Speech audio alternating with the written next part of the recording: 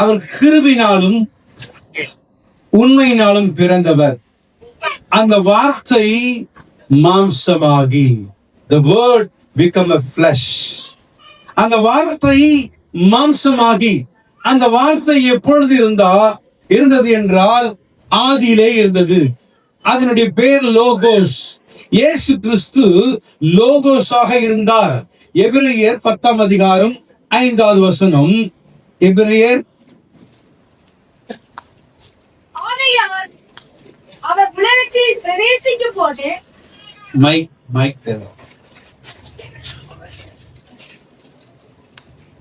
ஆகையால் அவர் உலகத்தில் பிரவேசிக்கும் போது பலியையும் காணிக்கையையும் நீர் விரும்பவில்லை, ஒரு சரீரத்தை எனக்கு ஆயத்தம் பண்ணி. ஆகையால் அவர் உலகத்தில் பிரவேசிக்கும் போது, இந்த உலகத்தில் பிரவேசிக்கும் போது ஒரு சரீரத்தை பிதாவானவர் ஆயத்தம் பண்ணி வச்சிருந்தார். எபிரேயர் 2:9 என்றாலும் தேவனுடைய கிருபையினால் ஒவ்வொருவருக்காகவும் மரணத்தை ருசி பார்க்கும்படிக்கு தேவ தூதரிலும் சற்று சிறியவராக்கப்பட்டிருந்த இயேசு எப்படி படைக்கப்பட்டார்? அவர் படைக்கப்படவில்லை. அவர்தான் கடவுள், அவர்தான் தேவன். ஏனென்றால் அநேகர் சொல்லிக் கொண்டிருக்கிறார்கள், ஒரு சாரார் இயேசு கிறிஸ்துவை பிதா படைத்தார் என்று. அது தவறான உபதேசம். நன்றாய் கவனிக்க வேண்டும். தேவனாகி கர்த்தர் தான் இயேசு கிறிஸ்து. இயேசு கிறிஸ்து தான் பரிசுத்த ஆவியானவர். இதை மறுதலிக்கவே முடியாது. ஆனால் அவர் வார்த்தையாயிருந்தார். ஜான் 1:14 யோவான் 1:14 வார்த்தையாக இருந்தவர். எபிரேயர் 10:5 என்னவானாரு? மாம்சத்துக்கு மாற்றப்பட்டார். பரலோகத்துல ஒரு பெரிய ஒரு புரோகிராம் நடந்ததாம். அப்ப நடக்கும் பொழுது இந்த பூமிக்கு வந்து வாழ இயேசு கிறிஸ்துவுக்கு ஒரு சரீரம் தேவைப்பட்டது. அந்த மாம்சத்தின் சரீரம் எப்படிப்பட்டது என்றால் எபிரேயர் 2:9 தேவ தூதரிலும் சற்று சிறியவராக்கப்பட்டார். அவர்தான் கடவுள், அவர்தான் தெய்வம். ஆனால் இங்கு தேவ தூதரிலும் சற்று சிறியவராக்கப்பட்டிருக்கிறார். நன்றாய் கவனிக்க வேண்டும். தேவனாக இருந்தவர் இங்கு ஒரு மனிதனாக தேவ தூதரிலும் கீழாக அவர் இருக்கிறார். இப்பொழுது அருமையான சினிமா பாடகர் இப்படியாக பாடினார், மனிதன் என்பவன் தெய்வனாகலாம் என்று சொன்னேன். அது தவறு. தெய்வமாக இருந்தவர் மனிதனாக அவதரித்தார். மனிதனாக இருந்தவர் அவர் தெய்வமாக மாறினார். அல்லேலூயா. நல்லா கவனிக்க வேண்டும். வார்த்தையாக இந்த இயேசு கிறிஸ்து எவ்விதமாக மாம்சத்துக்கு மாற்றப்பட்டார். ஆண்டவராய் இயேசு கிறிஸ்து மனிதனாய் அவதரிப்பதற்கு முன்பாக, மனிதனாக இந்த பூமிக்கு வருவதற்கு முன்பாக, பிறப்பதற்கு முன்பாக அவர் பரலோகத்திலே எப்படி இருந்தார் என்பதை நாம் சற்று பார்க்க வேண்டும். தேவன் யாவே அல்லது யோகோஸ். நீதிமொழிகள் 8ஆம் அதிகாரம் 30வது வசனம். நீதிமொழிகள்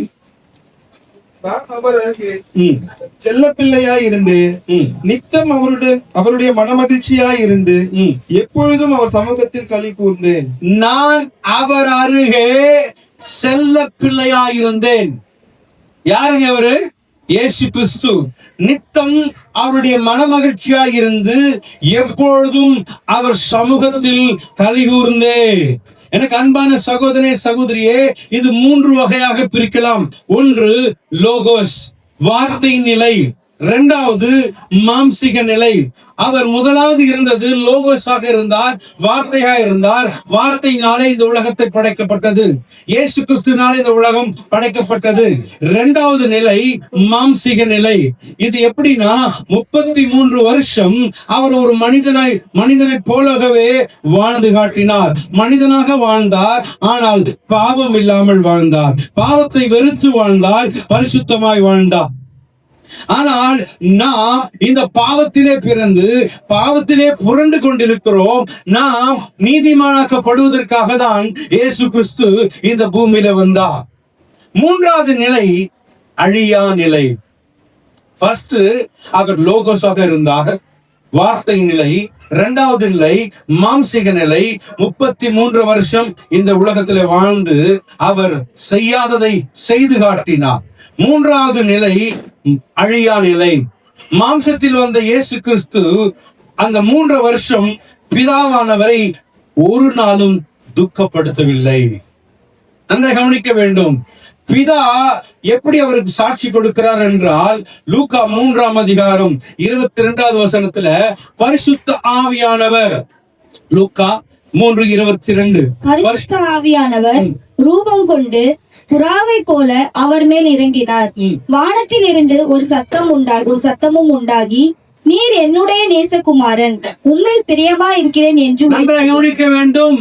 கர்த்தராகிய இயேசு கிறிஸ்து இந்த உலகத்திலே வாழ்கிற வாழ்க்கையிலே அவர் ஒரு சாட்சி பெறுகிறார். நம்மள சாட்சி யார்கிட்ட பெறுவோம் என்றால், மனுஷர்கள் யாராவது என்ன நல்லவன் சொல்ல மாட்டாங்களா, அவங்க என்ன நல்லவங்களா சொல்ல மாட்டாங்களா என்று நம்ம என்ன பண்ணுவோம்னா அவருக்கு முன்பாக நம்ம ஆக்டிங் பண்ணுவோம். ஆனால் இயேசு கிறிஸ்து அவர் ஆக்டிங் பண்ணல, பிதாவானவருக்கு அவர் சாட்சியாய் வாழ்ந்தார். பிதா இங்க ஒரு சாட்சி கொடுக்கிறார். என்னவென்றால், வானத்திலிருந்து ஒரு சத்தம் உண்டாகி, நீர் என்னுடைய நேசகுமாரன், உம்மில் பிரியமாயிருக்கிறேன் என்று. அருமையான சகோதரி சகோதரியே, இந்த கிறிஸ்துமஸ் நல்ல நாளிலே நீங்கள் வந்திருக்கிற ஒவ்வொருவரும் நாம் பிதாவிடத்திலே நாம் சாட்சி பெற வேண்டும். ஒவ்வொருவரையும் பார்த்து நம்முடைய தேவனாகிய கர்த்தர் அல்லது பிதாவாகிய தேவன் நம்மை பார்த்து சொல்ல வேண்டும், நீர் என்னுடைய நேசகுமாரன். ஆண்டவர் உங்களை பார்த்து சொல்ல முடியுமா? பேசாதீங்க தயவுசெய்து. தேவனாகிய கர்த்தர் மொபைலை கொஞ்சம் சுவிட்ச் ஆஃப் பண்ணுங்க. 2 மணி நேரத்தில் ஒன்னாயிடுது, 1.5 மணி நேரத்தில். யாராவது மொபைல் வச்சிருந்து தயவுசெய்து ஆஃப் பண்ணுங்க, பேசாதீங்க. தேவ சமூகம், தேவன் பேசுகிற வேளையில மனுஷன் பேசக்கூடாது. தேவன் நல்லவர், தேவன் பேசுகிறார் என்றால் என் மூலியமாக தேவன் வெளிப்படுகிறார். நன்றாக கவனிக்க வேண்டும். ஏன்னா நீங்க பேசினா இங்க டிஸ்டர்பன்ஸ் ஆகிடும். ஏன்னா வாழ்க்கையில பேசி பேசி தான் நம்ம வாழ்க்கையே மோசமா இருக்குது. கொஞ்ச நேரம் வாயை மூடி காதை திறந்து கேட்பீர்கள் என்றால் உங்களுடைய வாழ்க்கையிலே இயேசு கிறிஸ்து பிறப்பார். வானத்திலிருந்து ஒரு சத்தம் உண்டாகி, நீர் என்னுடைய நேசகுமாரன், உம்மிலே நான் பிரியமாயிருக்கிறேன். ஆண்டவராகிய கர்த்தர் இங்கிருக்கிற ஒவ்வொருவரையும் பார்த்து சொல்ல வேண்டிய வார்த்தை, உன்மேல் நான் பிரியமாயிருக்கிறேன் என்று சொல்ல கூடுமானால் சொல்ல முடியுமா? ஆண்டவர் உங்களை பார்த்து என்னுடைய நேசகுமாரத்தி, என்னுடைய நேசகுமாரன்னு சொல்ல முடியுமா? எபிரேயர் 10ஆம் அதிகாரம் 12வது வசனத்துல இது என்ன நிலைனா அழியா நிலை. இவரோ பாவங்களுக்காக ஒரே பலியை செலுத்தி என்றென்றைக்கும் தேவனுடைய வலது பாரிசத்தில் உட்கார்ந்தார். 3 நிலைமை சொன்ன நான். ஃபர்ஸ்ட் லோகோஸ், வார்த்தை நிலை. 2வது மாம்சிக நிலை, அதாவது 3 வருஷம் இந்த உலகத்தில் வாழ்ந்தார். 3வது அழியா நிலை. இவரோ பாவங்களுக்காக ஒரே பலியை செலுத்தி என்றென்றைக்கும் தேவனுடைய வலது பாரிசத்தில் உட்கார்ந்து கொண்டிருக்கிறார். இனி தம்முடைய சத்துருக்களையும் தமது பாதபடிக்கு போடும் வரைக்கும் காத்து கொண்டிருக்கிறார். அல்லேலூயா. சாத்தான் உங்களை மேற்கொள்ள முடியாது. சொல்லுங்க பார்க்கலாம். சாத்தான் என்னை, சத்தமா தான் சொல்லுங்களேன், சாத்தான் என்னை, பல்லிக்கு பயப்படுறவங்க சொல்றாங்க. அல்லேலூயா. நான் சாத்தானுக்கு பயப்பட மாட்டேன் அப்படி சொல்றவங்களாம் கரங்களை உயர்த்துங்க பார்க்கலாம். சாத்தான் எப்படி இருப்பான்? அப்படியே அசிங்கமா இருப்பான். டிவியில் காட்டுறாங்க பார்த்தீங்களா, அதெல்லாம் அந்த சாத்தான் கிடையாது. சாத்தான் ரொம்ப அழகா இருப்பான். நம்ம நினைச்சுக்கிறோம் சாத்தான் அப்படியே பயங்கரமா நான் பயங்காட்ட வருவான். அப்படிலாம் பயங்காட்ட மாட்டான். மனுஷ ரூபத்திலேயே வருவான் சாத்தான். அதனால ரொம்ப ரொம்ப எச்சரிக்கையா இருங்க. யாரெல்லாம் சாத்தான் தெரியுமா? உங்களை இடரல் பண்ணுகிற எல்லாருமே சாத்தான் தான். யாரெல்லாம் உங்களை இடரல் பண்றாங்களோ அவங்கெல்லாம் சாத்தான் தான். கர்த்தர் நல்லவர். அவர் என்று ஒருத்தரும் நல்லவர் கிடையாது. அவர் தான் நல்லவர். அவர் வாழ்ந்து காட்டினார், நாம வாழ்ந்து காட்டும்படியாக வந்திருக்கிறோம். என்னங்க ஆமேன் வர மாட்டேது? நாம வாழ்ந்து காட்டும்படியாக தான் இன்னைக்கு கிறிஸ்துமஸுக்கு வந்திருக்கிறோம். அவர் பிறப்பு எப்படிப்பட்டது, அவர் எப்படியாய் வாழ்ந்தார் என்று பார்ப்போம் என்றால், ஆராய்வோம் என்றால், அவர் வாழ்ந்தது அதிசயமே. ஆமென். அதாவது பரலோகத்தில் ஒரு ஒப்பந்தம் நடைபெற்றது தேவனுக்கும் இயேசு கிறிஸ்துவுக்கும். ஏசாயா 6ஆம் அதிகாரம் 8வது வசனம்.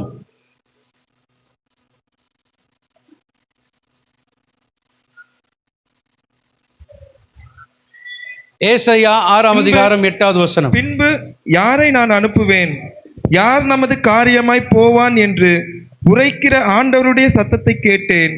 அதற்கு நான், இதோ அடியேன் இருக்கிறேன், என்னை அனுப்பும் என்றேன். இங்கு ஏசாயா, நாம் இதை வாசிக்கிறோம், நம்ம ஏசாயா சொல்கிறார். ஆனால் இந்த வார்த்தையை அப்படியாக எடுத்துக்கொள்ள கூடாது.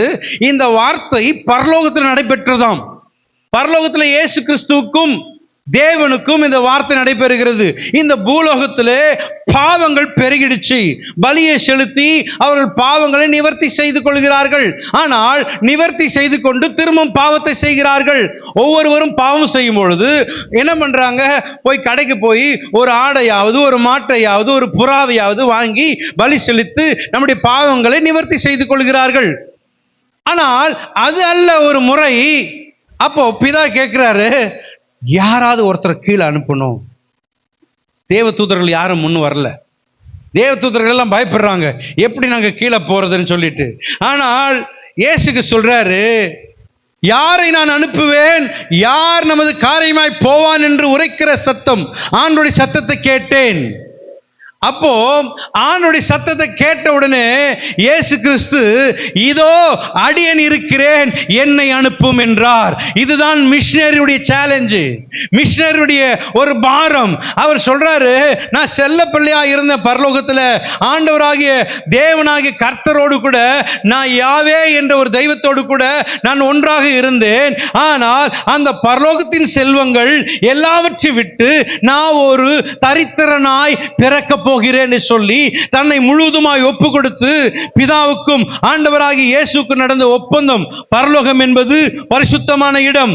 அந்த இடத்திலிருந்து ஒருவர் போனால்தான் ஜனங்களை மீட்டு எடுக்க முடியும் என்ற ஒரு நிபந்தனை. அந்த பரலோகம் ஒரு பரிசுத்தமான ஒரு இடமா இருக்கிறபடினாலே ஏஞ்சல்ஸ் யாரும் போக வரல, யாருமே கீழே வரல. ஆனால் இயேசு கிறிஸ்து கடவுளானவர், அவரே சொல்றாரு, நானே போய் அவதரிக்க வேண்டும், நானே போய் மரிக்க வேண்டும் என்று சொன்னால், பிதா இந்த பரலோகத்தை விட்டு பூமிக்கு வந்தார்னா எல்லாம் பயந்துடுவாங்க. அதனால அவர் கடவுளாய் வரக்கூடாது, சாதாரண ஒரு மனிதனாய் அவதரிக்க வேண்டும். ஏனென்றால் ஆசரிப்பு கூடாரத்தில் தேவன் வந்து அந்த ஆசரிப்பு கூட தங்கும் பொழுது ஆசாரியன் ஒரு முறைதான் உள்ள போக முடியும். அதுவும் அவன் வேறு விதமாய் போனால் மரித்து போய் விடுவான். அவ்வளோ ஒரு பயங்கரமான பிரகாசிக்கிற தேவன் இந்த பூமியில வர முடியாது. அதனால இயேசு கிறிஸ்து ஒரு மிஷனரியாக, ஒரு மனிதனாக, சாதாரண மனிதனாக இந்த பூமியிலே அவதரித்தார்.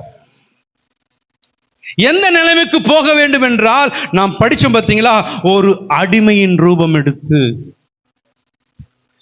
தேவ தூதரிலும் சற்று சிறியவராக, தாழ்மையின் கோலம், பிறந்ததிலிருந்து இறப்பு வரைக்கும் அவர் தாழ்மை உள்ளவராயிருந்தார். பிலிப்பியர் 2ஆம் அதிகாரம் 7வது வசனத்தில் 8வது வசனத்திலும் தம்மை தாமே வெறுமையாக்கி அடிமையின் ரூபம் எடுத்து மனுஷர் சாயலானார். எடுத்துக்கொள்வோம். பிலிப்பியர் 2ஆம் அதிகாரம். தம்மை தாமே வெறுமையாக்கி அடிமையின் ரூபம் எடுத்து மனுஷர் சாயலானார். 2வது வசனம் 8வது வசனம். அவர் மனுஷ ரூபமாய் காணப்பட்டு மரண பரியந்தம், அதாவது சிலுவையின் மரண பரியந்தமும் கீழ்ப்படிந்தவராகி தம்மை தாமே தாழ்த்தினார். ஆதலால் தேவன் எல்லாவற்றிற்கும் மேலாக அவரை உயர்த்தி தம்மை தாமே வெறுமையாக்கி அடிமையின் ரூபம் எடுத்து மனுஷர் சாயலானார். நல்லா கவனிக்கணும், வார்த்தையானவர் இங்கு மனுஷ சாயலானார். அடுத்த வசனம், அவர் மனுஷ ரூபமாய் காணப்பட்டு மரணபரியந்தும், அதாவது சிலுவையின் மரணபரியந்தும் கீழ்ப்படிந்தவராக. இதுதான் நம்ம நோட் பண்ண வேண்டிய வசனம். பிதாவுக்கு கீழ்ப்படிந்தவராகி எல்லா விஷயங்களுக்கும் பிதா என்ன சொல்கிறாரோ நான் செய்கிறேன். அதுதான் மிஷனரி பயணம். மிஷனரிகளை நீங்கள் பார்ப்பீர்கள் என்றால் அவர்கள் தேவனுடைய வார்த்தையை கேட்டு அவர்கள் புறப்பட்டு செல்கிறார்கள். இங்கு கர்த்தராகிய இயேசு கிறிஸ்து பிதாவினுடைய சத்தத்தை கேட்டு இந்த பூமிக்கு வந்தார். வந்து ஒரு மிஷனரி வாழ்க்கை எப்படி வாழ வேண்டும் சொல்லி எல்லா மிஷனரிகளுக்கும், எல்லா போதகர்களுக்கும், எல்லா விசுவாசிகளுக்கும் அவர் சொல்லவில்லை, பிரசங்கம் பண்ணவில்லை, அவர் வாழ்ந்து காட்டினார். எப்படி வாழ்ந்து காட்டினார்? அடிமையின் ரூபம் எடுத்து, தம்மைத்தாமே வெறுமையாக்கி அடிமையின் ரூபம் எடுத்து மனுஷர் சாயலானார். அவர் மனுஷ ரூபமாய் காணப்பட்டாலும் மரண பரியந்தம், அதாவது சிலுவையின் மரண பரியந்தமும் கீழ்ப்பட சாகிற நேரத்தில் கூட பிதாவினுடைய சத்தத்தை கேட்டுதான் சாகிறார். நிகிற பிள்ளைங்களாம் அப்பா அம்மாட்ட சொல்லாம எங்கேயோ போயிட்டு வருதுங்க. எங்கம்மா போற? உனக்கு என்ன, நான் எங்கனா போவேன் சொல்றாங்களா இல்லையா? புருஷன் மனைவிட சொல்ல மாட்டாரு, உனக்கு என்னடி, உன் வேலையை பாரு, நான் எங்கனா போவேன், எங்கனா வருவேன். அப்ப என்னத்துக்கு நீ கல்யாணம் பண்ண? இவர் எல்லாத்தையும் சுத்துவாராம். சுத்திட்டு வந்துட்டு 11 மணிக்கு தான் வீட்டுக்கு வருவாராம். அது ஆசையை கேட்கும், என்னங்க எங்க இவ்வளோ லேட்டா ஏங்க வரையும்? உனக்கு என்னடி, உன் வேலையை பாரு, நான் புருஷன். இதுல மட்டும் தான் ஒரு புருஷன். அருமையான சகோதரனே, சகோதரியே, அவர் மரண பரியந்தம் பிதாவுக்கு கீழ்ப்படிந்தவராகி தம்மை தாமே வெறுமையாக்கி எல்லாவற்றிலும் பிதாவின் சத்தத்தை கேட்டு அவர் நடந்தார். ஏனால் மனுஷ ரூபம் எடுத்தபடினாலே அவர் தெய்வம்தான், 100% அவர் தெய்வம்தான்.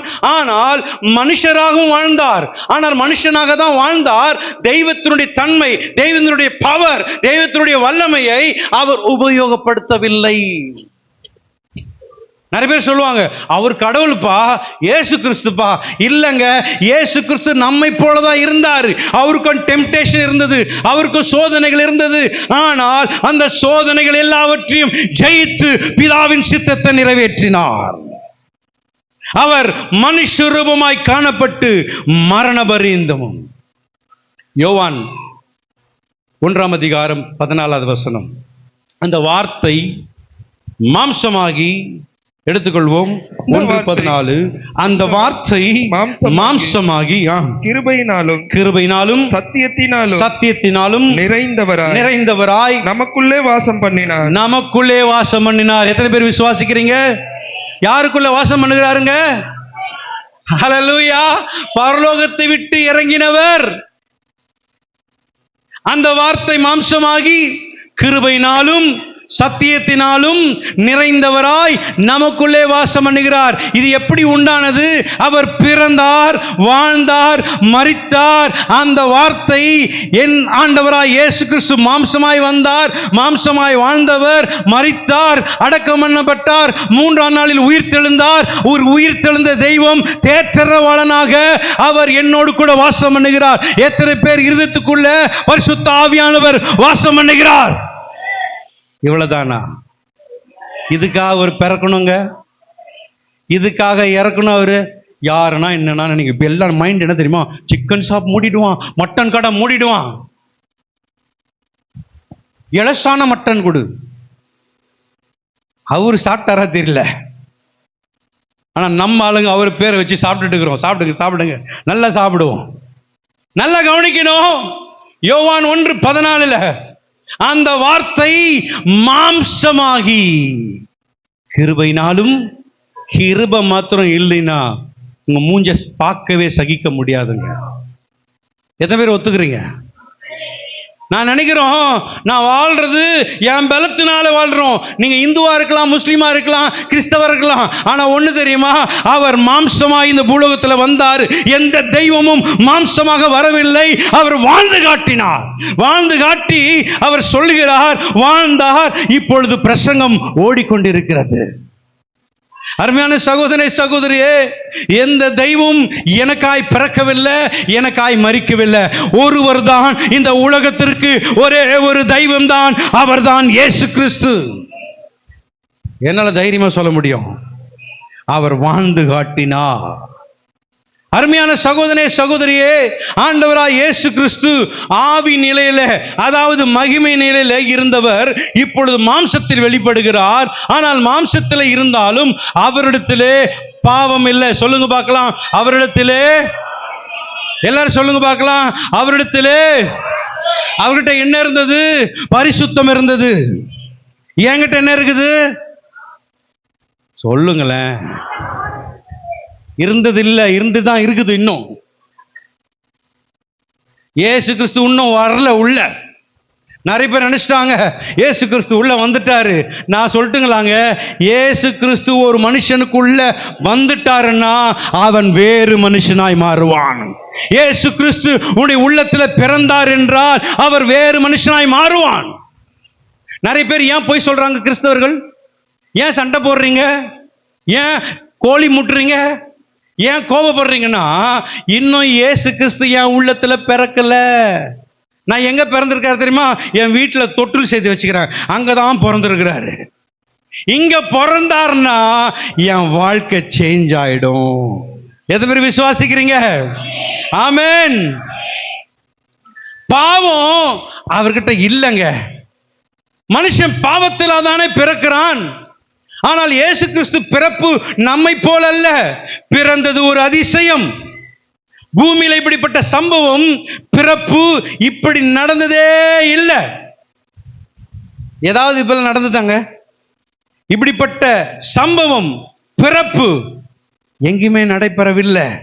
அற்புதம் என்னன்னா, இந்த பூமியில மரியாளுக்கு மட்டுமே அவளுடைய கற்பு இருந்தது. அநேக ஸ்திரீகள் அந்த நாளில கல்யாணம் பண்ணாம என் வயிற்றிலே இயேசுநாதர் பிறக்க வேண்டும் என்று காத்து கொண்டிருந்தார். ஏன்னா அன்றைக்கு ஏசாயா தீர்க்க தரிசனம் நிறைவேறுவதற்காக அநேக பெண்கள் திருமணம் கழிக்காமல் காத்து கொண்டிருந்தார்கள். என் இயேசு என்னுடைய வயிற்றிலே பிறக்க வேண்டும் என்று. அற்புதம் என்ன தெரியுமா? சாத்தியமே கிடையாது. எப்படி நடந்தது? என்ன நடந்தது? இந்த 5 புலன்களை வைத்து நம்மால் ஆராய்ச்சி செய்ய முடியாது. நம் மூளையை கொண்டு ஆராய்ச்சி செய்ய முடியாது. நிறைய பேர் எப்படிப்பா அது சாத்தியமாகும்? புருஷன் இல்லாம எப்படிப்பா பிறக்க முடியும்? அதுதான் விந்தை, அதுதான் அதிசயம், அதுதான் பரிசுத்த ஆவியானவர்.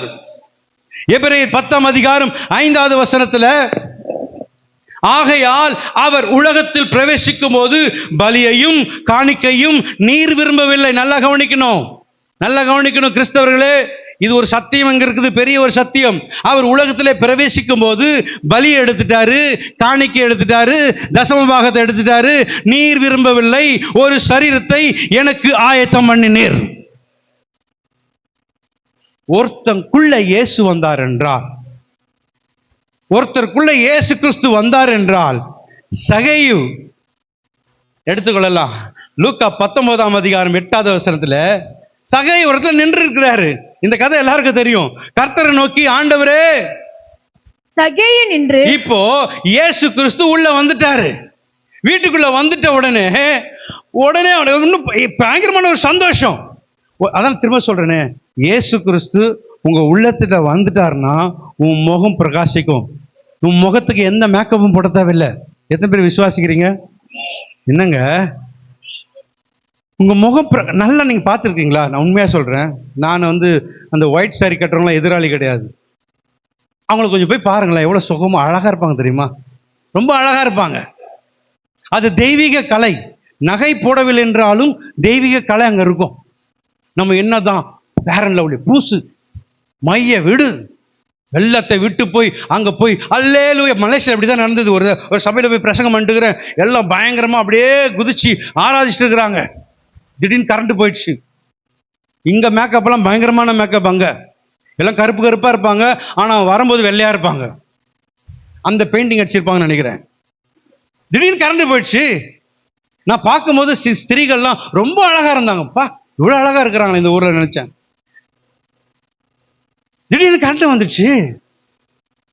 ஸ்வெட்டிங் ஆகி மூஞ்செல்லாம் அப்படி ஒழுவி அந்த கர்ச்சப்பை வச்சு மூஞ்ச தொடச்சாங்க பாருங்க, அப்படியே கருப்பு மூஞ்சா தெரியுது. இப்பதான்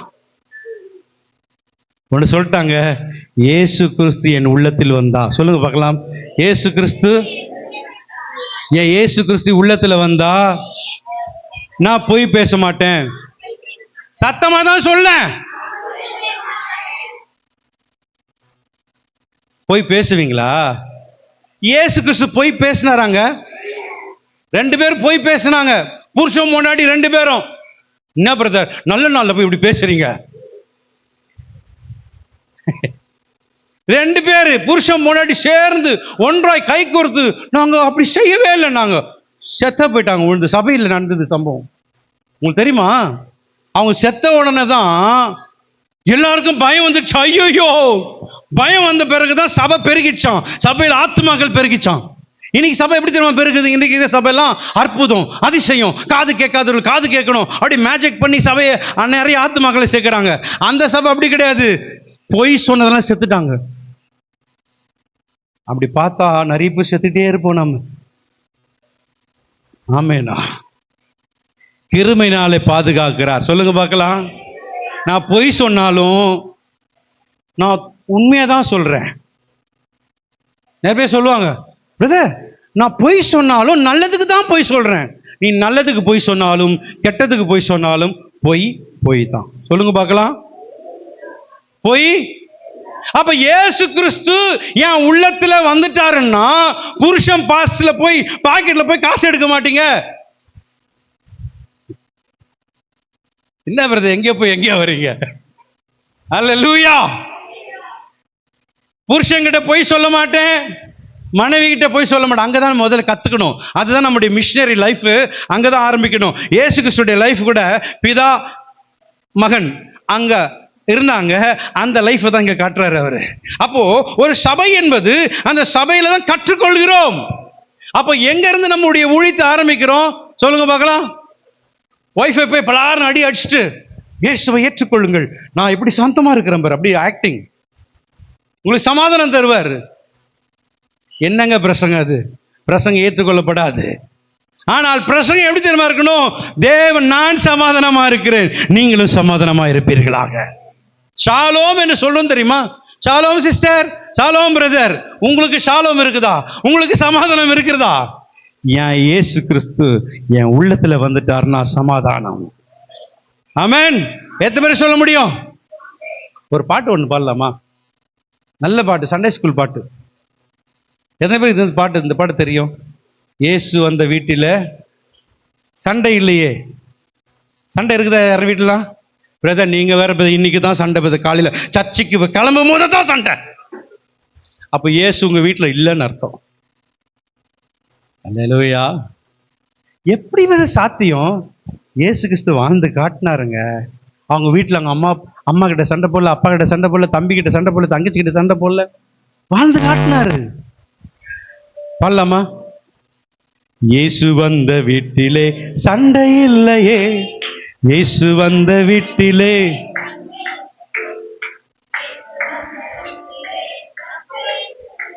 ஒரு நிமிஷம்.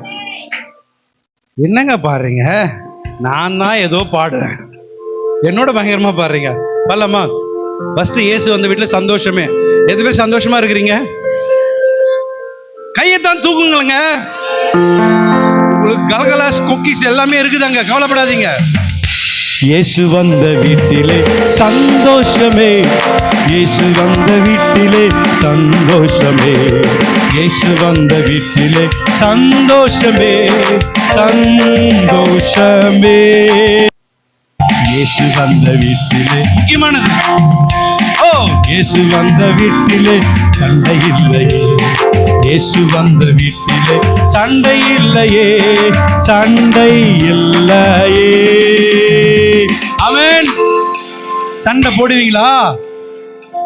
ஒரு பொருத்தனை பண்ணுங்க. உண்மையான கிறிஸ்துமஸ் என்ன தெரியுமா இன்னைக்கு வந்தது? இன்னிலிருந்து நான் ஏன் பொண்டாட்டி கிட்ட சண்டை போட மாட்டேன். உங்க பொண்டாட்டி பக்கத்துல இருந்தா சொல்லுங்க பார்க்கலாம். அம்மா இன்னிலிருந்து நான் சண்டை போட மாட்டேன். பசங்க அப்பா அம்மா பார்த்து சொல்லுங்க பார்க்கலாம். அப்பா அம்மா உன் பேச்ச கேட்டு நான் நடப்பேன்.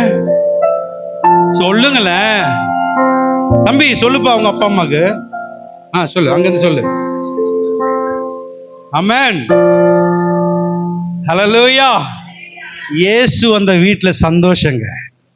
இயேசு உங்க வீட்டுக்கு வர வேண்டும் என்றால் அந்த சகை என்ன தெரியுமா சொல்றாரு? ஆண்டவரே, நான் அதிகமா சம்பாதிச்சிருது உண்டானால், நான் அநியாயமா சம்பாதிச்சிருக்கிறேன், நிறைய என்னென்னமோ சம்பாதிச்சிட்டேன், அதெல்லாம் நாளத்தனையா திருப்பி கொடுத்துறேன், நாளத்தனையா திருப்பி கொடுத்துறேன்ட்டு திருப்பி கொடுத்துட்டான். அதுதான் உண்மையான ரட்சிப்பு, அதுதான் உண்மையான கிறிஸ்மஸ். எதுங்க உண்மையான கிறிஸ்மஸ்?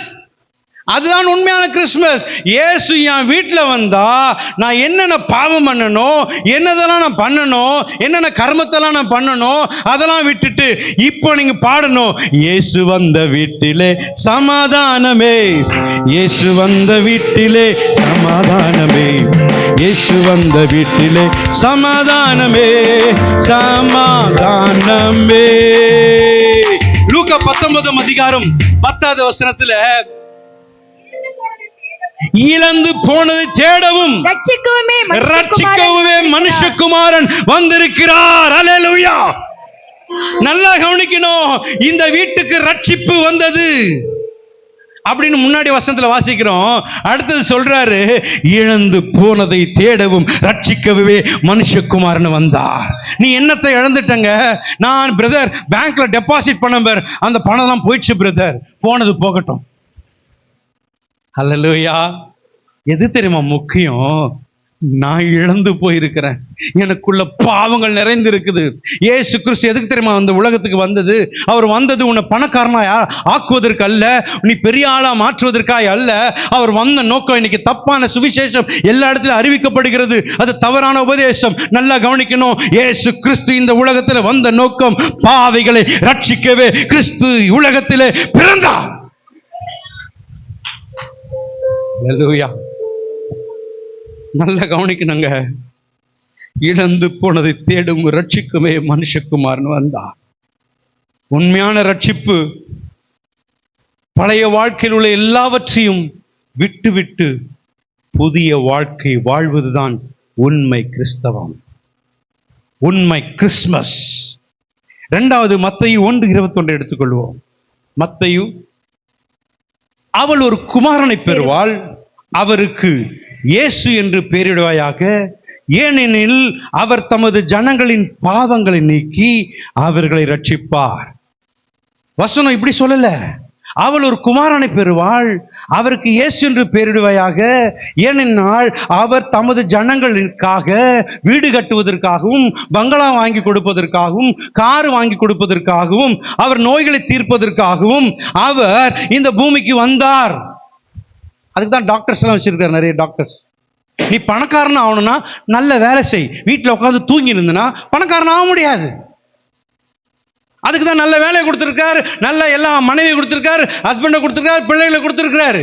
இதுக்கப்புறம் உனக்கு என்ன வேணும்? எனக்கு இருக்கிறது போதும் என்று சொன்னீங்கன்னா ஆண்டவர் உன்னை ஆஸ்வதிப்பார். எத்தனை பேர் விசுவாசிக்கிறீங்க? ஆமென். முதலாவது தேவனுடைய ராஜ்யத்தை சொல்லுங்க பார்க்கலாம். இதெல்லாம் கூட கூட கூட கூட கூட கூட கூட கூட கொடுத்துட்டே இருப்பாரு. நான் அனுபவிக்கிறேன். இங்க இருக்கிறவங்க எத்தனை பேர் அனுபவிக்கிறீங்க? ஆமென். அப்போ உண்மையான ரட்சிப்பு எனக்குள்ள வந்துட்டார்னா நான் மனம் திரும்புவேன். அல்லனா என் பேருக்கு அர்த்தமே இல்லாம போயிடும். ஒரு மனுஷன் இங்கு பிறக்கிறார், அவர் தமது ஜனங்களின் பாவங்களை நீக்கி அவர்களை ரட்சிப்பார். இயேசு என்ற பெயருக்கு இதுதான் அர்த்தம். இதுதான் உண்மையான கிறிஸ்மஸ். பாவங்களை நீக்கி ரட்சிக்கிறவர் தான் ஆண்டவராய் இயேசு கிறிஸ்து. இயேசு கிறிஸ்து பாவங்களை மன்னிப்பார் என்பது அர்த்தமல்ல, பாவங்களிலிருந்து ரட்சிப்பார் என்பதுதான் உண்மையான அர்த்தம். அநேகர் சொல்லிக் கொடுப்பது இயேசு கிறிஸ்து மன்னிக்கிற தெய்வம் அப்படின்னு தான் நம்ம கேள்விப்பட்டிருக்கிறோம். அவர் மன்னிக்கிற தேவன் மாத்திரமல்ல, நல்லா கவனிக்கணும், நிறைய பேர் அதிலே ஸ்டாப் ஆயிடுறாங்க. இயேசு கிறிஸ்து மன்னிப்பார் மன்னிப்பார் மன்னிப்பார்ன்ட்டு பாவம் பண்ணிட்டே இருக்கிறான். அதை விட கொஞ்சம் மேற்படி பாவங்களிலிருந்து ரட்சிப்பார் என்பதுதான் அர்த்தம். அதோடைய அர்த்தம் என்ன? சகையை போல எல்லாத்தையும் விட்டுறான், நான் புதிய மனிதனாய் மாற விரும்புகிறேன். எத்தனை பேர் விசுவாசிக்கிறீங்க? ரட்சிப்பின் அனுபவம் என்றால் என்ன? ரட்சிப்பின் அனுபவம் என்றால் என்ன? கோபம், கண்களின் இச்சை, பொருளாசை, கசப்பு, வைராக்கியம், பொறாமை, பெருமை, இவைகளிலிருந்து நம்மை விடுவிக்கிறவர். இதுதான் உண்மையான ரட்சிப்பு. இன்னும் புறம்பு கூறுதல், தன்னையே நேசித்துக் கொண்டு பிறரை நேசிக்காமல் எப்பொழுதுமே தன்னையே மேன்மையாக பார்ப்பது, அப்படி நாம் மாறவில்லை என்றால் அப்போஸ்தலனாகிய பவுல் என்ன கூறுகிறார் தெரியுமா? நான் ரட்சிக்கப்பட்டதிலிருந்து இன்னும் நான் கோபப்படுகிறேன், ரட்சிக்கப்பட்டதிலிருந்து என்னைக்கு நான் ஞானஸ்நானம் எடுத்தேனோ கொஞ்ச நாள் நல்லா இருந்தேன் பிரதர், அப்புறம் அப்படியே பிறந்தாரு. கிறிஸ்மஸ் இயேசு தான் வச்சுக்கிட்டோம் நம்ம. கிறிஸ்மஸ் இயேசு எப்படி தெரியுமா? கிறிஸ்மஸ் மட்டும் தான் வருவாரு, அவர் போயிடுவாரு. நம்முடைய ரட்சிப்பு எப்படி தெரியுமா? ரட்சிப்பு இயேசு ஒரு நாள் வந்தாரு, போயிட்டார், அவ்வளவுதான். அன்னைக்கு சத்தத்தை கேட்கிறேன், ஞாயிற்றுக்கிழமை வரும்பொழுது ஆண்டுடைய வார்த்தை கேட்கிறேன், தீர்மானிக்கிறேன், ஆண்டவரை இனிமேல் நல்லா வாழணும், உமக்காய் நான் வாழணும், இதை விடுறேன் அதை விடுறேன். ஆனால் வெளியே போனோன்னு கிறிஸ்மஸ் முடிஞ்சிடுச்சு. அப்போஸ்தலனாகிய பவுல் என்ன கூறுகிறார் என்றால், எப்படி கிறிஸ்துமஸ் கொண்டாட வேண்டும் என்று ஒரு அழகான ஒரு வார்த்தை சொல்லியிருக்கிறார். எப்படி கிறிஸ்தவர்கள் கிறிஸ்துமஸ் எப்படி கொண்டாடணும் அப்படின்னு சொல்லி ஒரு அருமையான ஒரு வார்த்தை கொடுத்தது. கலாத்தியர் 4:19. கலாத்தியர் 4:19. சிறு பிள்ளைகளே, என் சிறு பிள்ளைகளே, கிறிஸ்து உங்களிடத்தில் உருவாகும் அளவும் உங்களுக்காக மறுபடியும் கர்ப்ப வேதனைப்படுகிறேன். கிறிஸ்து பிறந்தது உண்மைதான், ஆனால் இன்னும் அவரை எப்படி தெரியுமா வச்சுக்கிறாங்க? குழந்தை இயேசுவாவே வச்சிருக்கிறாங்க. அது வேற பாட்டு வேற, தூங்கு தூங்கு பாலானே. என்ன பாட்டு அது? ஆராரோ ஆரிராரோ ஆராரோ. இயேசு கிறிஸ்து நேற்றும் இன்றும் மாறாதவர். அவர் உறங்குவதும் இல்லை, தூங்குவதும் இல்லை. நம்ம ஆளுங்க புல்லெல்லாம் வளர்க்க வச்சு படுக்க வச்சிடுறாங்க. ஏசப்பா நீ தூங்கு, ஏன்னா எனக்கு இங்க இன்னைக்கு கிறிஸ்துமஸ் அன்னைக்கு எனக்கு நிறைய டிஸ்டர்ப் ஆயிடுவேன். இயேசு கிறிஸ்துவ மறைச்சிடுறாங்க. மறைச்சிட்டு இவர் எல்லாவற்றையும் பண்ணுவாராம். இவரு என்ன பாட்டு? தூங்கு தூங்கு பாலானே. என்ன பாட்டு தெரியாத மாதிரி இருக்கிறீங்க அப்படியே? ஆராரோ ஆராரோ ஆரிராரோ. உங்க புள்ளைய தூங்க வைக்க பார்க்கலாம். நைட்டு 10 மணிக்கு மொபைல் எடுக்கிறான், அவனை போய் தூங்க வை பார்க்கலாம். தூங்க வைக்க முடியல, அந்த வக்கு இல்லை நமக்கு. பிரதர் கேட்க மாட்டான், பிரதர் இன்னும் கட்டணம் அடிச்சிடறான். நம்ம பிள்ளைங்களா ரொம்ப நல்ல பிள்ளைங்க. ஆமே சொல்லுங்க பார்க்கலாம். பிள்ளைங்களா நாங்க அப்படிப்பட்டவர்கள் இல்லை அங்கிள், சொல்லுங்க பார்க்கலாம். ஜோஷுவா சொல்றேன் பாருங்க, அப்படி இல்லவே இல்லையா? இங்க யாராவது எங்க அப்பாவை எதிர்த்து நான் பேசவே இல்லைன்னு யாராவது சொல்ல முடியுமா? எங்க அப்பாவை இது வரைக்கும் எதிர்த்து நான் பேசவே இல்லை. எங்க அம்மாவை சீன் கூட நான் சொன்னதில்லைன்னு யாராவது சொல்ல முடியுமா? இயேசு கிறிஸ்து அப்படி இருந்தார்ப்பா. நீங்க யாராவது இருக்க முடியுமா? இருந்தீங்களா? இருக்கிறீங்களா? அவர் சொல்றாரு, கிறிஸ்து உங்களிடத்தில் உருவாகும் அளவும் உங்களுக்காக மறுபடியும் கர்ப்ப வேதனைப்படுகிற. அருமையான சகோதரனே சகோதரிய, இந்த வசனத்தை ரொம்ப நம்ம உன்னிப்பா கவனிக்கணுங்க. ரட்சிக்கப்பட்டோம், ரட்சிக்கப்பட்டவன் கிறிஸ்தவன் எல்லாம் சொல்லிக்கிறோம். நீ எந்த அளவுக்கு மாறிடுற? அதான் மகாத்மா காந்தி சொல்றார். அவர் எழுதி வச்ச வார்த்தை, I hate Christianity, I love Jesus Christ. யாரு? மகாத்மா காந்தி. நான் இயேசுவை நேசிக்கிறேன், ஆனால் இயேசுவின் பெயரை சொல்லிக் கொண்டிருக்கிற கிறிஸ்தவங்களை நான் வெறுக்கிறேன். ஏன் தெரியுமா? சாட்சி இல்லாத வாழ்க்கை. கிறிஸ்து பிறந்தார் என்றால் ஒன்லி டிசம்பர் 25 மட்டும் கிடையாதுங்க. எப்பொழுது எனக்கு கிறிஸ்துமஸ் சொல்லுங்க பார்க்கலாம். ஆமென். அந்த ஒரு நாள் தான். எதை தப்பு பண்ற? நல்ல நாள்ல தப்பு பண்ணாத, நல்ல நாள்ல பொய் சொல்லாத. ஒரு நாள் கிறிஸ்தவன் நம்மளாம். நான் சின்ன வயசுல ஞாபகம் இருக்குது, எந்திரிச்ச உடனே அப்பாவுக்கு சோத்திரம் பண்ணு அப்படின்வாங்க. எதுக்கு தெரியுமா? அப்பதான் 100 ரூபா கொடுப்பாரு. புது வருஷ சோத்திரம்னுவாங்க. அப்புறம் பிறந்த நாள் சோத்திரம், இயேசுக்கு பிறந்த நாள் சோத்திரம்பா அப்படின்னா 50 ரூபா கிடைக்கும்.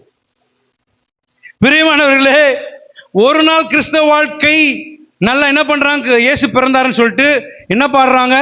என்னென்ன பாட்டை பாடுறாங்க. அப்புறம் ஸ்டார் வைக்கிறாங்க. எத்தனை பேர் வீட்டில் ஸ்டார் வச்சிருக்கீங்க? அதுக்கு என்ன அர்த்தமே தெரியாது, ஏன் வைக்கிறோன்ட்டு. சரி ஓகே. மரம் எதுக்கு வைக்கிறோம் அதுவும் தெரியாது. ஏன் டெக்கரேஷன் பண்றோம் அதுவும் தெரியாது. அப்புறம் பலகாரம் ஏன் செய்யறோம்? தீபாவளிக்கு அவங்க செய்தா நான் இது செய்யறேன். ஓகே. புத்தாடை ஏன் அணிகிறோம்? அவருக்கு என்ன துணியா? கந்தை துணியா. அவருக்கு கந்தை துணியா. நமக்கு இந்த பாருங்க புது ட்ரெஸ். ஏமா இது பட்டு வேஸ்ட் இல்லம்மா, இது 550 ரூபா தான், 650 ரூபான்னு நினைக்கிறேன். அல்லேலூயா.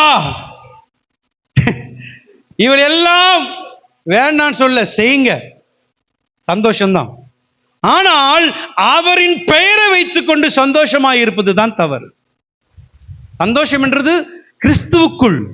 Rejoice in the Lord always. கிறிஸ்துவுக்குள் எப்பொழுதும் சந்தோஷமா இருங்க. மறுபடியும் சொல்றாரு.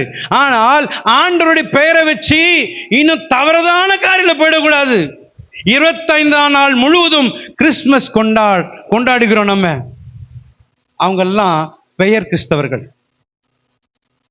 24 மணி நேரமும் அல்ல, எப்பொழுதும் எங்க வீட்டுல கிறிஸ்துமஸ், எப்பொழுதும் ஸ்டார் வைங்க வீட்டுக்கு வெளியே, எப்பொழுதும் டெக்கரேஷன் பண்ணுங்க. ஏன்னா அவங்க வீட்டை காட்டிலும் எங்க மாமியார் வீட்டை காட்டிலும் வேணாம், அவங்க வீட்டை காட்டிலும் சண்டை வந்துடும். அப்புறம் இவங்க வீட்டை காட்டிலும் நான் சந்தோஷமா இருக்கிறேன்.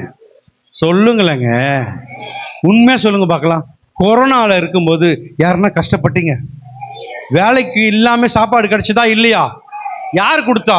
இல்ல, என் உழைப்பு இல்ல, மண்ணாங்கட்டி தேவன் கொடுத்தார். ஆமென். அவர் அவ்வளவு போஷிக்கிறவர். உன்னை இப்பொழுது போஷிக்காம இருப்பாரா? உன்னுடைய தேவையை சந்திக்காம இருப்பாரா? அவர் எல்லாவற்றையும் செய்வாருங்க. ஆனா ஒண்ணே ஒண்ணு, அவருடைய வார்த்தைக்கு நான் கீழ்ப்படியணும்.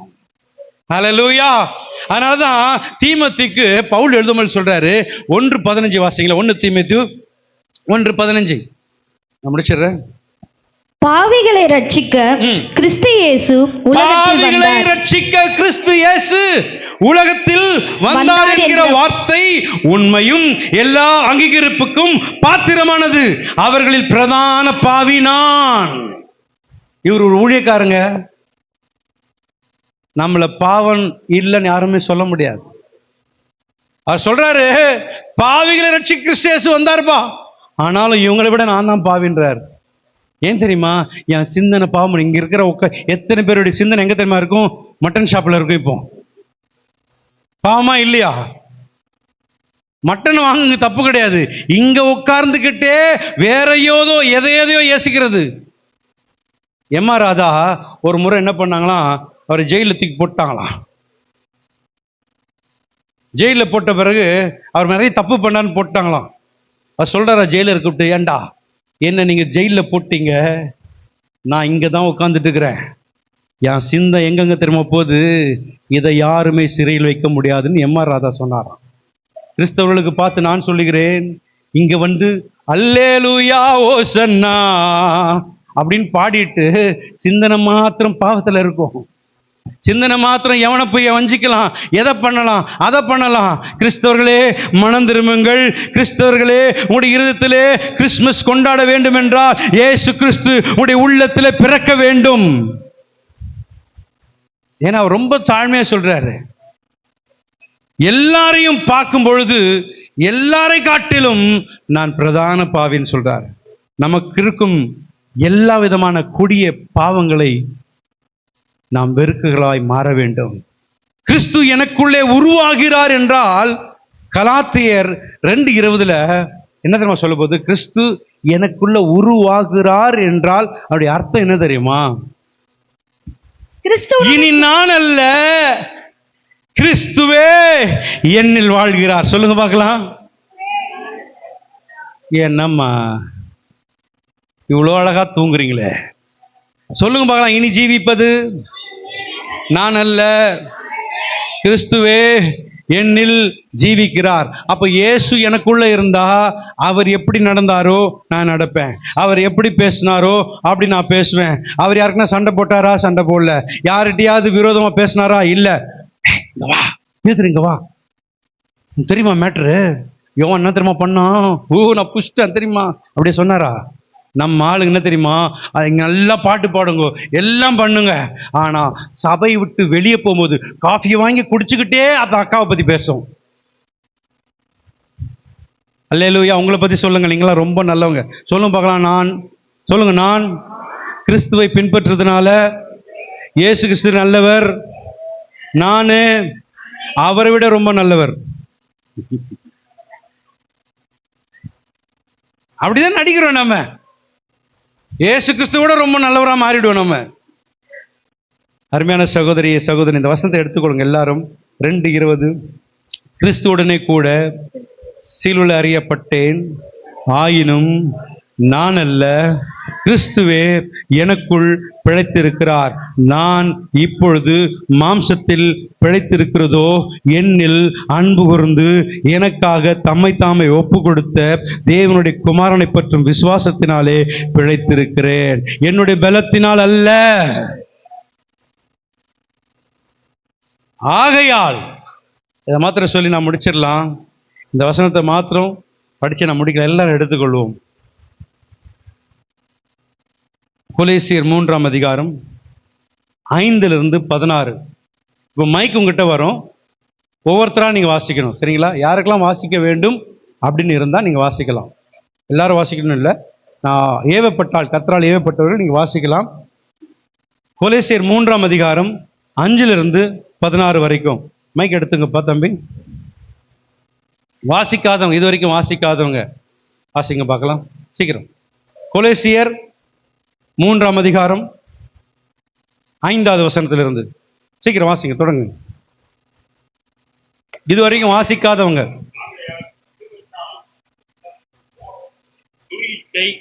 விக்கிர ஆராதனை, ஞான பொருளாசை ஆகிய இவைகளை பூமியில் உண்டு பண்ணுகிற உங்கள் அவயங்களை அழித்து போடுங்கள்.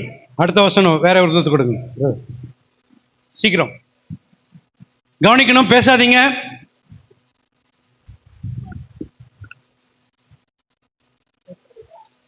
இவைகளின் பொருட்டே கீழ்ப்படியாமையின் பிள்ளைகள் மேல் தேவ கோபாக்கினை வரும். பிள்ளைகள் மேல் தேவ கோபாக்கனை வரும். அடுத்தது சீக்கிரம் டக் டக்குனு வாசிக்கணும், டைம் வேஸ்ட் பண்ணக்கூடாது.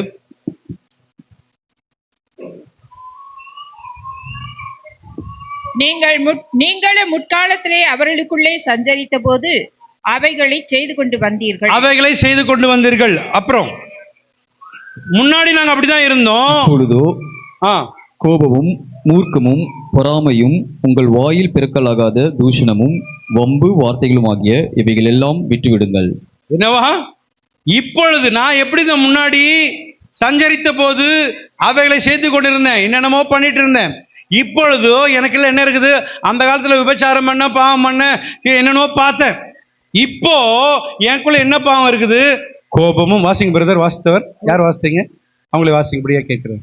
வாசிங்க. இப்பொழுதோ கோபமும். எல்லாரும் சொல்லுங்க பார்க்கலாம். இப்பொழுது என்னென்ன இருக்குது? கோபம், மூர்க்கம். கோபம் என்னங்க? மூர்க்கம் என்னங்க? மூக்கு மேல வருதுதான் மூர்க்கம். பாவம் செய்தாலும் கோபப்பட்டாலும் அதான் உண்மை. பாவம் செய்தாலும் ரொம்ப பாவம் செய்யாத. நல்லா கவனிக்கணும். கோபமும் மூர்க்கமும். அடுத்தது பொறாமையும். எங்க இயேசு இந்த உலகத்துல பிறந்தது இதை தான் சொல்லி கொடுத்தார். மற்ற சபையில என்ன சொல்லி கொடுத்தாரு தெரியாது. உங்களுக்கு சமாதானம், உங்க வீட்டுல பொங்கல் செய்யுங்க, உங்க வீட்டுல என்னன்னா செய்யுங்க, கர்த்தர் உங்களை ஆஸ்வதிப்பார். அதற்காக நான் வரவில்லை. எங்க இயேசு, என் இயேசு, உங்கள் இயேசு என்ன சொல்கிறார் என்றால், வாசிங்க. கோபமும் மூர்க்கமும் பொறாமையும் உங்கள் வாயில் பிறக்கலாக தூஷணமும் வம்பு வார்த்தைகளுமாக இவைகள் எல்லாம் விட்டு விலகுங்கள். அடுத்தது 9. ஒருவருக்கொருவர் பொய் சொல்லாதிருங்கள். பொய் சொல்லாதிருங்கள். பழைய மனுஷனையும் அவன் செய்கைகளையும். டென்ஷன் எப்படி இருந்த நானு? அவன் செய்கைகளையும் களைத்து போட்டு புதிய மனிதனை தரித்துக் கொள்ள வேண்டும். அதான் பரிசுத்த ஆவியானவர். அடுத்த வசனம். தன்னை சிருஷ்டவருடைய சாயலுக்கு ஒப்பாய் பூரண அறிவுடையபடி புதிதாக்கப்பட்ட புதிய மனுஷனை தரித்துக் கொண்டிருக்கிறீர்களே. தன்னை சிருஷ்டித்தவருடைய சாயலுக்கு ஒப்பாய். அவர்தான் நம்மளை படைத்தார். அவரை போல நாம் மாறுவதற்கு புதிதாக்கப்பட்ட புதிய மனுஷனை தரித்துக் கொண்டிருக்கிறீர்களே. அடுத்தது அடுத்த வசனமா சொல்லுது, நான் நாடார் இல்லை, நான் வெள்ளையார் இல்ல, நான் செட்டியார் இல்ல, நான் ஃபிஷர்மேன் இல்ல. அதான் சொல்றாரு. வாசிங்க போலாம். 3:11.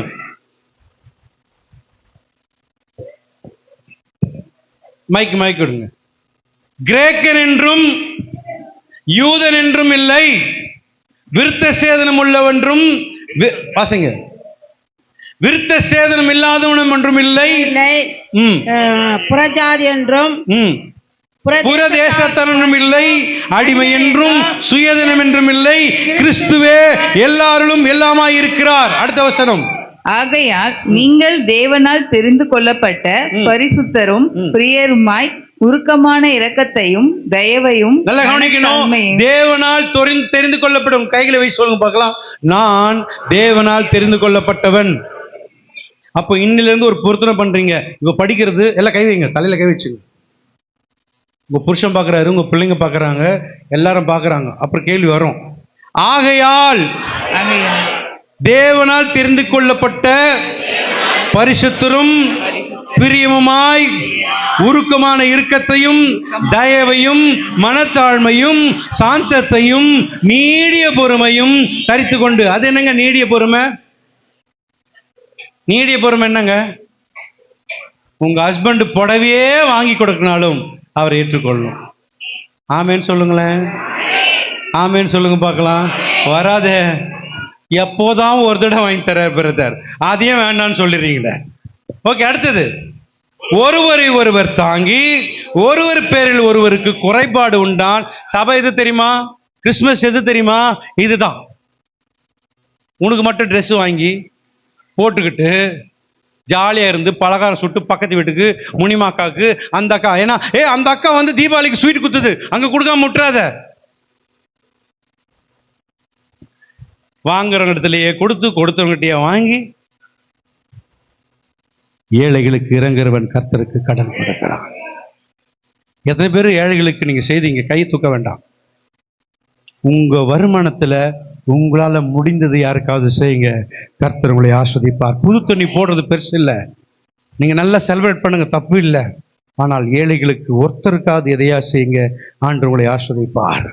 அடுத்தது ஒருவரை ஒருவர் தாங்கி. எல்லாம் சொல்லுங்க பார்க்கலாம். ஒருவர் பேரில் ஒருவருக்கு குறைபாடு உண்டானால் கிறிஸ்து உங்களுக்கு மன்னித்தது போல ஒருவருக்கு ஒருவர் மன்னியுங்கள். எத்தனை பேர் மன்னிச்சிங்க? நேரமா சொல்லுவாங்க, நான் செத்தாலும் அவங்ககிட்ட பேச மாட்டேன். நேற்று ஒரு டைலாக்கு, செத்தாலும் பேச மாட்டேன். அப்புறம் இவை எல்லாவற்றிலும் பூரண சர்க்குணத்தின் கட்டாகி அன்பை தரித்து கொள்ளுங்கள். அவர் தான் இயேசு கிறிஸ்து. அந்த கிறிஸ்துமஸ் தான் எனக்குள்ள வரணும். தேவ சமாதானம் உங்கள் இருதயங்களில் ஆழக்கடவுது. இதற்கென்று நீங்கள் ஒரே சரீரமாக அழைக்கப்பட்டீர். நன்றி உள்ளவர்களாக இருங்கள். அடுத்தது, இது ரொம்ப முக்கியமான வசனம். எல்லாரும் சேர்ந்து வாசிக்கலாமா? ஏன் மூஞ்ச பார்க்காதீங்க, இங்க பாருங்க. கிறிஸ்துவின் வசனம் எனக்குள்ளே சகல ஞானத்தோடும் பரிபூர்ணமாக வாசமாயிருப்பதாக. நல்லா கவனிக்கணும். லோகோஸ் வார்த்தை, அவர்தான் இயேசு கிறிஸ்து. கிறிஸ்துவின் வசனம் தான் இயேசு கிறிஸ்து. லோகோஸா இருந்தவர் இன்றைக்கு எனக்குள்ள வர வேண்டும். கிறிஸ்துவின் வசனம் எனக்குள்ளே, சொல்லுங்க பார்க்கலாம், சகல ஞானத்தோடும் பரிபூர்ணமாய் வாசமாய் இருப்பதாக. இது ஏன் வசனம் எனக்குள்ள வரலன்னா, நான் பிரசங்கம் பண்ணும்போது தூங்கிட்டு இருந்தேன், நான் பிரசங்கம் பண்ணும்போது மற்றவங்கிட்ட பேசிட்டு இருந்தேன், பிரசங்கத்தை நான் சரியா நான் கவனிக்காதனால தான் எனக்குள்ள வரல. நல்லா புரிஞ்சுங்க, வசனம் எனக்குள்ளே சகல ஞானத்தோடும் பரிபூர்ணமாக வாசமாயிருப்பதாக. சங்கீதங்களினாலும் ஞான பாட்டுகளினாலும் ஒருவருக்கொருவர் புத்தி சொல்லிக் கொண்டு உங்கள் இருதயத்தில் கர்த்தரை பக்தியுடன் பாடி கீர்த்தனம் பண்ணுங்கள். வண்டி ஓட்டும் போது என்ன பாட்டு வருது? இப்பெல்லாம் கிறிஸ்துவ பாட்டு, சினிமா பாட்டு எல்லாம் ஒரே மாதிரி இருக்குது. கிறிஸ்துவ பாட்டா சினிமா பாட்டான்னு தெரியல. நானும் சம்டைம் பாடிக்கிறேன். பக்கத்துல, எப்பா பிரதர் நீங்க சினிமா பாட்டு, ஐயோ சினிமா பாட்டு தெரியல பிரதர். எல்லாரும் எழுந்து இருப்போமா? முடிச்சிட்டேன்.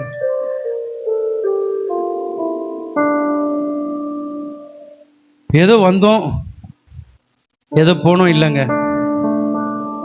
கிறிஸ்துமஸ் என்பது உன்னை நேசிப்பது போல பிறனை நேசிப்பாய். கிறிஸ்துமஸ் என்பது ஒருவரை ஒருவர் மன்னிக்கிறது தான் கிறிஸ்துமஸ். ஒருவர் பேர்ல குறை இருந்தா வெளியே போய் சொல்லாதீங்க, மன்னிங்க. லோகோஸா இருந்தவர் மாம்சமாய் வந்தார், வாழ்ந்து காட்டினார், உங்களை வாழ வைக்கும்படியாய் சொல்லுகிறார். அருமையான சகோதரி சகோதரியே, இயேசு கிறிஸ்து வந்தது, நீ கிறிஸ்துமஸ் ட்ரீ வச்சு கிறிஸ்மஸ் கேக் பண்ணி கொண்டாடுவதற்காக அல்ல. என் இயேசு கிறிஸ்து பாவிகளை நேசிக்கிறார். அவர் உன்னையும் நேசிக்கிறார். ஒருவன் என் சத்தத்தை கேட்டு கதவை திறப்பானா, நான் அவனோடு கூட வந்து உட்கார்ந்து அவனோடு கூட போஜனை பண்ணுவேன். எல்லாரும் கண்ணிலே மூடுமா? ஆண்டவர் உங்ககிட்ட இருந்து காணிக்கை கேட்கல, உங்ககிட்ட எதுவுமே அவர் எதிர்பார்க்கல. ஒன்னே ஒன்று எதிர்பார்க்கிறாருங்க, அன்பு மாத்திரம் எதிர்பார்க்கிறார்.